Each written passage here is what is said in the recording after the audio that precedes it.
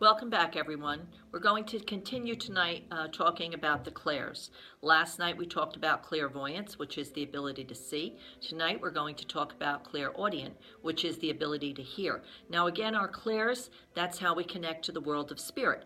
And by learning which clair is your strongest, you can learn to embrace and strengthen it through exercises, certainly through meditation. Okay, so I'd like you to have a better understanding of how they really work, because people misinterpret a lot of the metaphysical language, so to speak. Okay, so tonight is clairaudient, the ability to hear. People think that when you're clairaudient, you hear a voice. Now, sometimes we do. You know, there are many times when I'll say what, or I'll say to my husband, "Did you hear that?" He'll say, "No, you're probably hearing one of them." Once in a while, I will hear a voice, but most often we hear a thought. Okay, and that's the misinterpretation of clairaudient. We hear a thought. Remember, it all comes in. The soul resides in the right side of the brain, so it comes in. The voice comes in. The thought comes in. Okay, that's how we connect with clairaudient. It's a thought. You're hearing a thought. So if you're on your way to the store and you're almost home and all of a sudden, oh, I forgot to get milk, you're hearing a thought. Okay, and that very well could be a loved one reminding you, or one of your spirit guides reminding you that you need milk. I know it sounds silly, but it really isn't. It's the way they communicate with us. Remember, there's a veil between worlds, so we have to form our own language with spirit. So any way they're able to connect with us, they will. But we have to find out what our strongest clair is. So I don't like people to miss any of their information that comes in. Okay, now we do have the gift of 5 clairs, all of us. And again, it's the ability to see, which is clairvoyant, the ability to hear, which is clairaudient. The feel is the clairsentient, and there are 2 types of feelings, which I'll go over at another airing. There's the regular feeler of clairsentient, that strong gut, but there's also a prophetic feeler, which is much deeper and very different, and harder to control in a sense, and I'll explain that later on. And then also claircognizant, which is all knowing, and then you have clairguscience, which is taste and smell. And I think we all have that at some time in our lives when, you know, we'll walk into a room or we'll be sitting in a chair and we'll smell cigar smoke or pipe smoke from a father or a grandfather, cigarettes or whatever, you know, or lilacs. When my grandmother makes an appearance for me, I always smell lilacs before she steps in, and I know that grandma's stepping in because lilacs were her favorite color.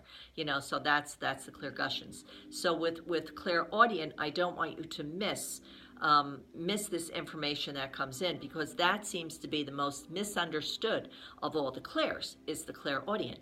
They're waiting to hear that voice, and it doesn't work that way. You know, occasionally, the only time I'll hear a voice is if it's significant to the read. So, you know, the other night I did a reading and I heard a very gravelly voice, and I said, you know, it was different for me. It wasn't hearing it this way, it was actually hearing it.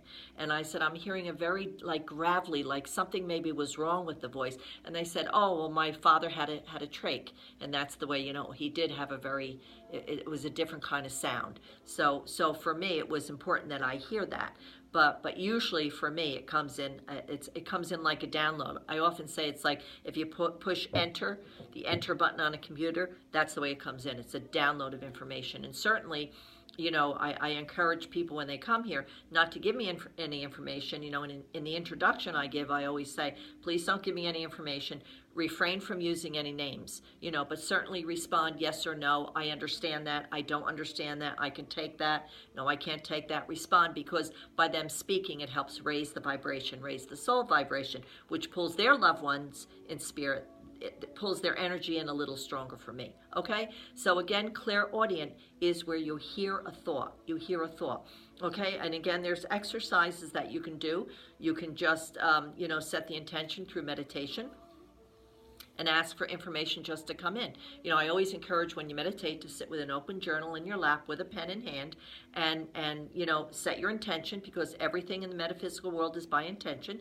So set your intention that tonight I would like, you know, one of my loved ones to step in, or a guide to step in and just feed me information. And just, you know, when you come out of the meditation, just write down everything that you received. And again, when you're in meditation, don't respond back and forth, because if you respond, when you respond, you're using your left brain. That means you're pulling yourself out of your soul and into the left brain. You don't want to do that. So when you sit in meditation, you're a clear, open conduit. Okay? So again, clairaudient is you're hearing a thought.